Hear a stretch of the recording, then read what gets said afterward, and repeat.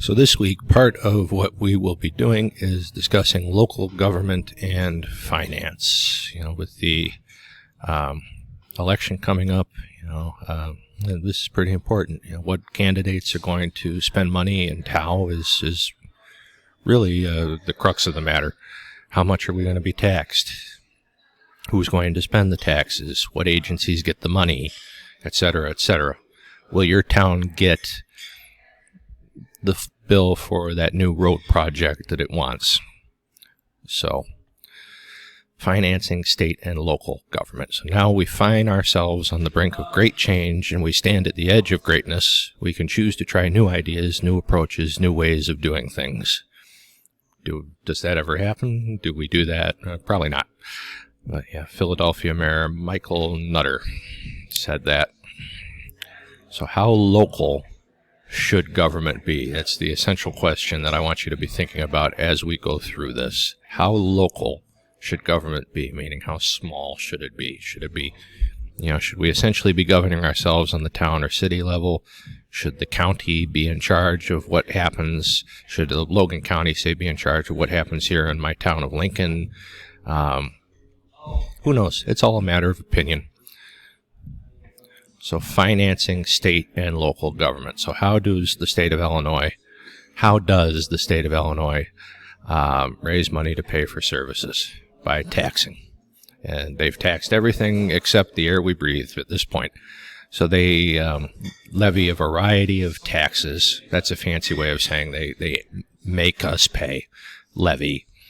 Particularly income and sales tax, as well as operating public enterprises, charging licensing, operating, and usage fees, running lotteries, and issuing bonds. So let's break some of that down. Income tax, that's when you go to H&R Block in April, and they run through, how much you've made from your employers, and they'll, or employer or employers, if you work 2 or more jobs, like so many of us have to. And they'll say, all right, you made $50,000 based on the tax rate, the current tax rate. You owe the federal government $3,000. I made that up. Sales tax is something that's charged with a purchase. So, like, I bought this book for a graduate school class that I'm taking on the Enlightenment. Amazon charged me, I think it was about 20 cents. Sales tax, since the state of Illinois requires that be what happens.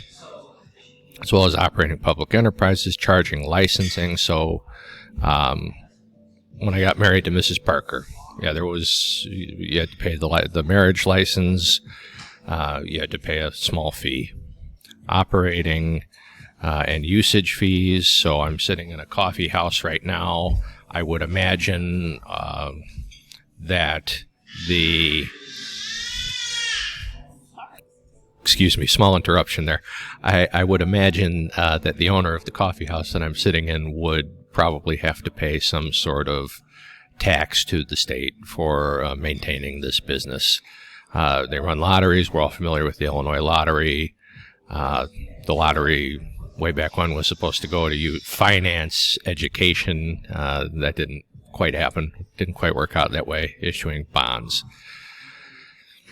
So describe the major federal and state limits on raising revenue. List the 4 principles of sound taxation. Identify major tax and non-tax sources of state and local revenue. Explain the state budget process. So this is going to be the discussion board for this week. All right, we've gone off syllabus as far as the readings are concerned, and I apologize for that, but this is going to be what your questions are for this week. So sales tax, as I said, the sales, a tax placed on the sale of various goods paid by the buyer. This book had to pay a tax. Regressive tax. A fixed tax for which the percentage of income paid in taxes decreases as income increases. That's a good tax to get people maybe to move businesses into Illinois. Income tax, a tax levied on the income of individuals and corporations. We go to H&R Block in April and say, we made this much. They say, okay, you owe this much, or you're getting a refund. That's happened one time in the entirety of the period of time I've been filing federal income tax. That's happened once where I've gotten a refund. And it was last year, and it was the first year that Victoria had been around, so we got a child tax credit. Progressive tax, a tax that increases as the income of the taxpayer increases. And that's been suggested for income tax, that we implement that maybe at the federal level too. I didn't say we have that, but that's been a suggestion on how to improve and make sure everybody's paying their fair share. So property tax, if you own your house or if your parents own your house, we rent, so this doesn't apply. A tax on real or personal property. It's mainly houses. Assessment, the process of determining the value of property to be taxed. You'll have an income or a property tax assessor. Maybe if you and the state disagree with how much your property is actually worth, they'll come out and they'll assess how much your house actually is. Inheritance tax, otherwise known as the death tax, a tax levied on the heir's share of an estate. I will have to pay this eventually. My uncle called me recently and informed me that I was designated as his heir. So he has. I'm very fortunate. He has a hefty estate. Let's just say that.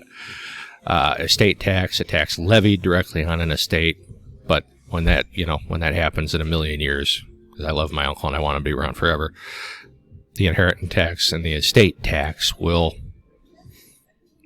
wipe out a good chunk.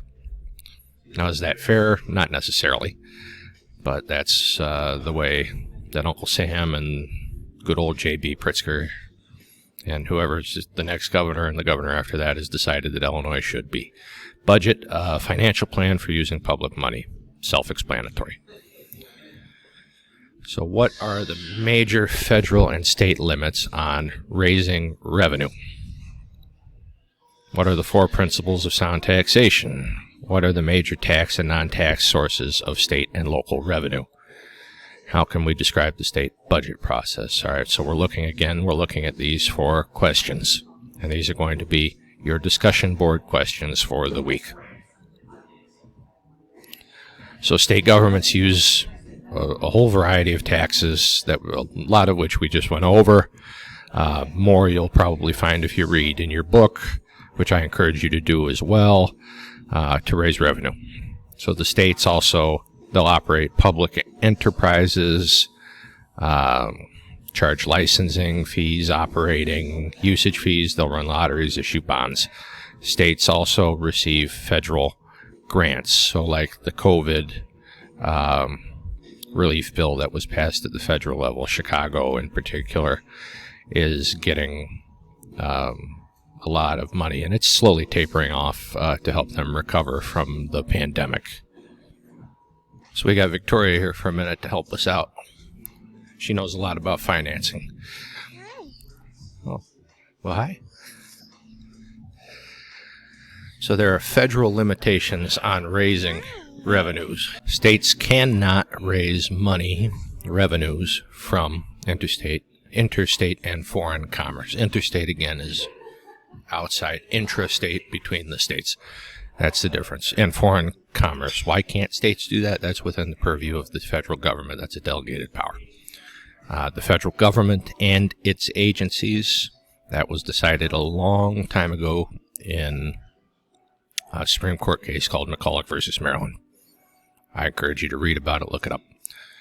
An unfairly imposed or administered tax. So say they really wanted to tax the air we breathe. That would be unfair to administer on any sort of level. Taxes that require confiscated property. They can't take your house from you, say, and then still demand that you pay property tax on it. Taxes imposed for other than public purposes, so they can't take your house, the government, the state government, and then say, hey, I think this would be a great place for the governor and his family to live. Can't do that. So state constitutions also limit the state and its local taxing power. So most constitutions do create tax-exempt groups. We don't have a tax-exempt group in our Constitution. Churches typically don't have to pay tax.